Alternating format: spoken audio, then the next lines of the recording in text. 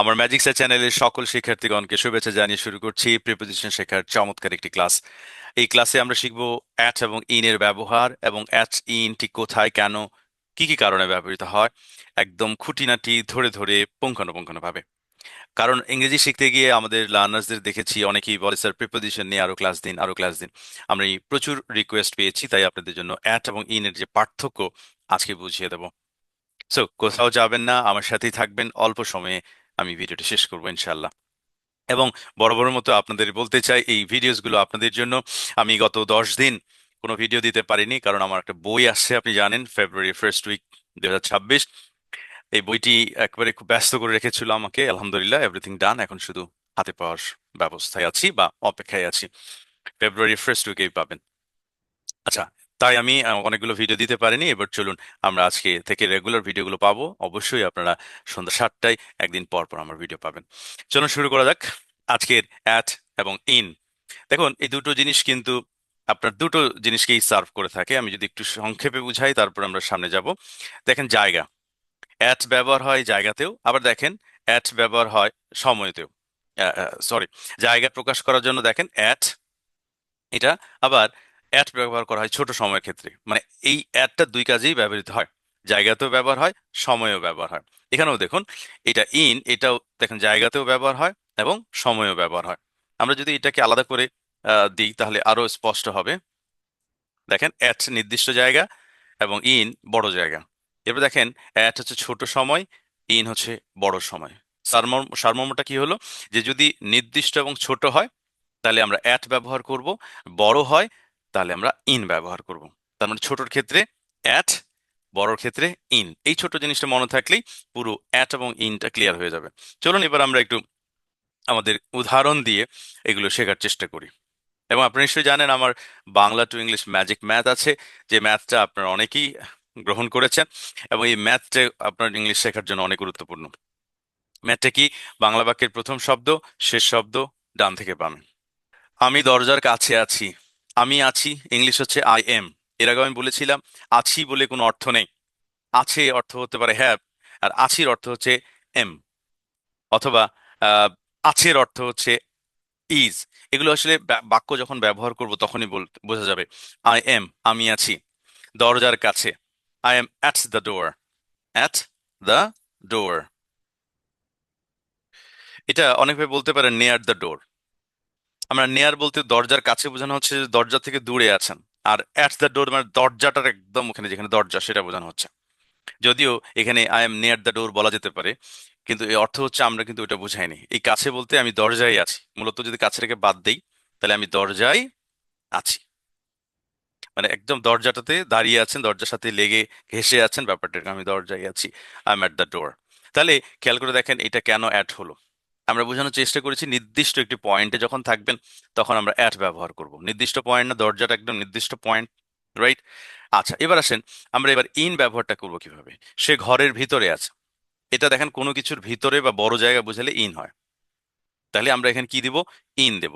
কোথায়? সে আছে, তাহলে সে আছে ইংলিশ কি? আবার বললাম, একটু আগে বলছিলাম যে আমি আছি, আই এম। সে আছে, কি হবে? He is. সে আছে ভিতরে দরজার, তাহলে এই ভিতরে অর্থ হচ্ছে ইনসাইড দিতে পারেন, আপনি ইন দিলেই হবে।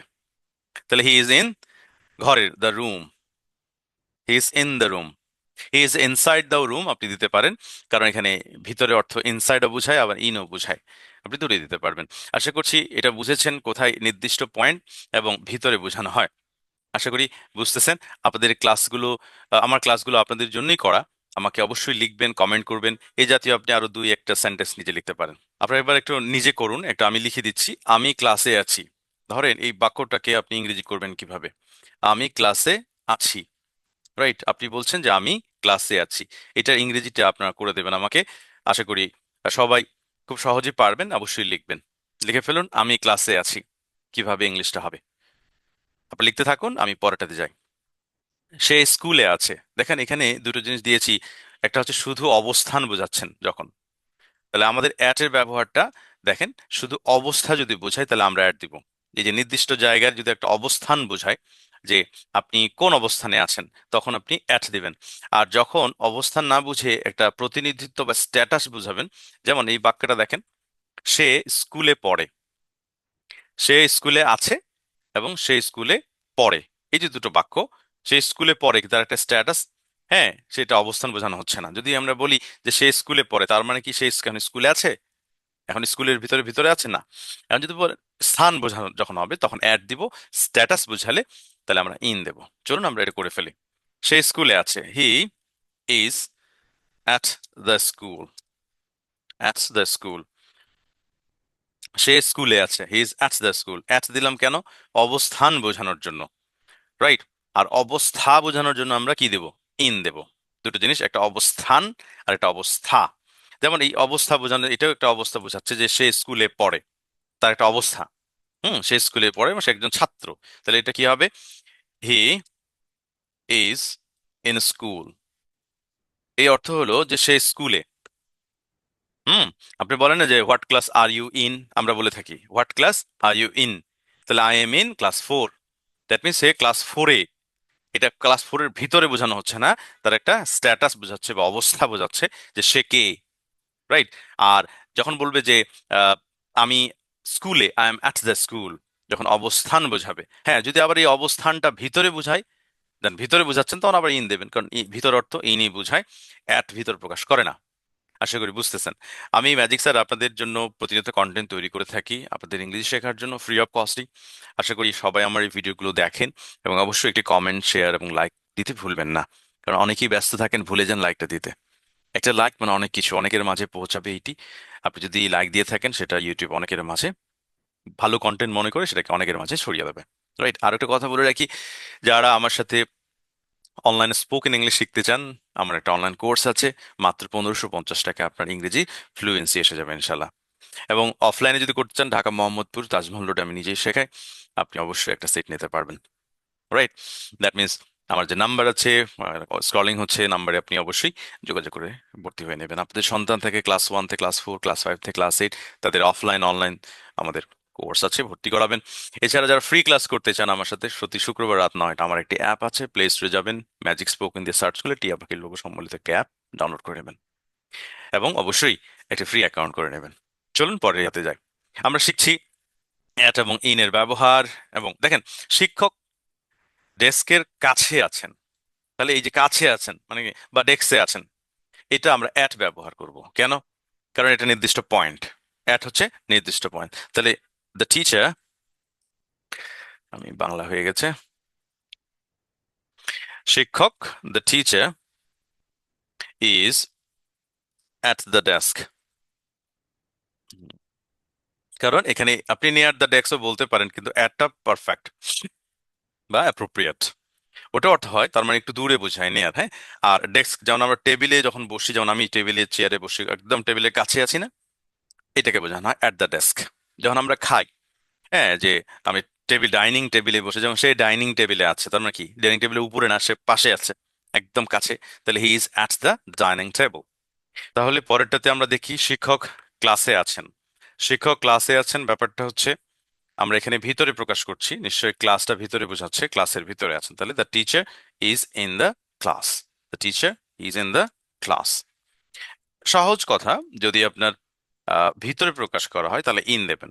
হুম in the class, the teacher is in the class, শিক্ষক ক্লাসের ভিতরে আছেন। এবার আপনার জন্য ছোটটা কাজ, সে বাড়িতে আছে, এটার ইংরেজি আপনাদের করতে হবে, করে ফেলুন আপনারা। আশা করি পারবেন, কারণ এখানে অবস্থান বোঝাচ্ছে, তো অবস্থান বোঝানোর ক্ষেত্রে ইন হয় না অ্যাট হয়, পুরি আলোচনা করেছি, করে ফেলবেন। এবার আসেন সময় বোঝাইতে। সময় বোঝানোর ক্ষেত্রে ইনও ব্যবহার হয়, অ্যাটও ব্যবহার হয়। যদি সময়টা ছোট হয় তাহলে আপনার অ্যাট, আর যদি বড় হয় তাহলে ইন। সোজা কথা, বা মানে আমাদের দিনের ভিতরে যতগুলো সময় হয় তার ভিতরে 3টা টাইম বা সময়ের পূর্বে ইন হয়। যেমন বড় 3টা time, in the morning, in the afternoon, in the evening. এই 3টা ছাড়া আর সারাদিনে যতগুলো টাইম হয়, কোনো টাইমই কিন্তু আপনি ইন দিতে পারবেন না, অ্যাট দিতে হবে, সোজা কথা। তাহলে চলেন যে সকালে, বিকেলে, সন্ধ্যায়, এই 3টা হলে ইন, বাকিগুলো তো অ্যাট, সহজ কথা। আমি 6টায় ঘুম থেকে উঠি, তাহলে আমি উঠি, আই ওয়েক আপ। আমি উঠি, আই ওয়েক আপ। আমি ঘুম থেকে উঠি, হ্যাঁ, 6টায়, অ্যাট 6 AM। আমি 6টায় ঘুম থেকে উঠি। দেখেন, আমি সকালে ব্রাশ করি, দেখেন সকালে, সকালে যেহেতু আছে, তাহলে I brush my teeth in the morning, in the morning. যখনই মর্নিং, ইভিনিং অ্যান্ড আফটারনুন আসবে, অবশ্যই আপনি কি দেবেন? ইন দেবেন। রাইট, আশা করি বুঝতে পারছি। এখানেও তাই, সকাল, ক্লাস সকাল 9টায় শুরু হয়। ক্লাস সকাল 9টায় শুরু হয়। তাহলে কে শুরু হয়? বাংলা বাক্যের প্রথম শব্দ কর্তা, শেষ শব্দ ডান থেকে বামে। যেমন এখানে ক্লাস, শেষ শব্দ শুরু হয়, তাই না? হয় বা শুরু হয়, এই দুটো নিয়ে নিতে হবে। তাহলে ক্লাস স্টার্টস, ক্লাস শুরু হয়, ইংলিশ কি? Class starts. তাহলে দ্য ক্লাস, যদি নির্দিষ্ট করে বোঝান আপনি, স্টার্টস। মানে আপনার যদি নিজে নিজে যদি নির্দিষ্ট করে বোঝানো চান, তাহলে the class starts at 9 AM, সকাল 9টা। দেখেন এখানে ইন দ্য মর্নিং আপনি দিতে পারেন, at 9 in the morning। তো আমরা ইন দ্য মর্নিংটা না দিই, দিতে পারেন at 9 in the morning, in the morning. আর যদি মর্নিংটা না দেন, তাহলে আপনি at 8 AM দিলেই হয়ে যাবে। তাহলে the class starts at 9 in the morning। School বিকেলে শেষ হয়, তাহলে কে? স্কুল বিকেলে শেষ হয়। তাহলে the school,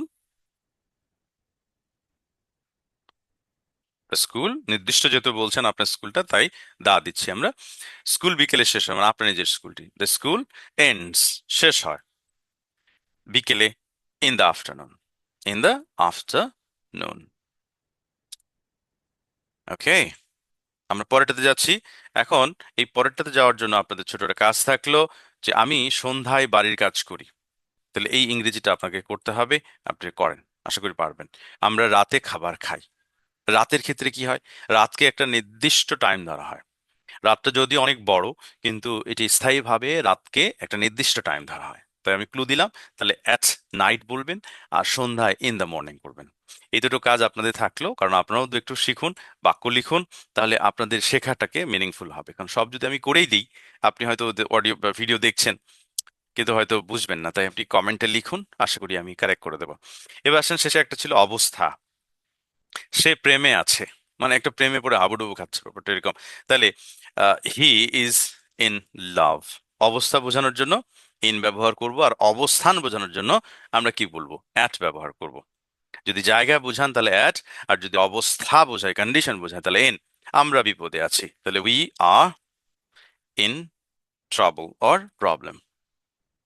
we are in trouble, আমরা বিপদে আছি।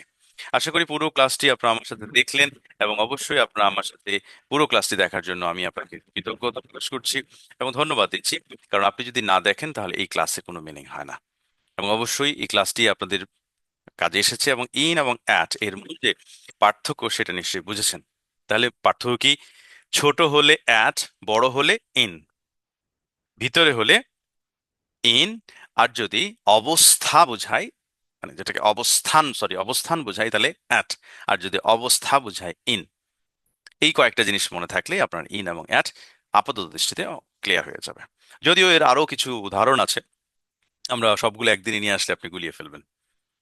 থ্যাংক ইউ সবাইকে, আবারও শুভেচ্ছা জানাচ্ছি। পরবর্তী ক্লাস দেখার জন্য অগ্রিম আমন্ত্রণ জানাচ্ছি। এবং আমি বলতে চাই, আপনারা আমার সাথে থাকুন, আমি ইংরেজি ইনশাল্লাহ আপনাদের খুব সহজ করে শিখিয়ে দেবো। আরো কি জানতে চান, লিখুন আমাকে। যারা আমার সাথে কোর্স করতে চান, ফোন নম্বরে কথা বলুন।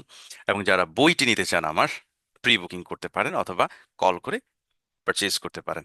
এবং সেই সাথে আমি আপনাদেরকে সবাইকে আবার বলছি, আমার সাথে থাকুন, ইংলিশ শেখাটা সহজ হয়ে যাবে ইনশাল্লাহ।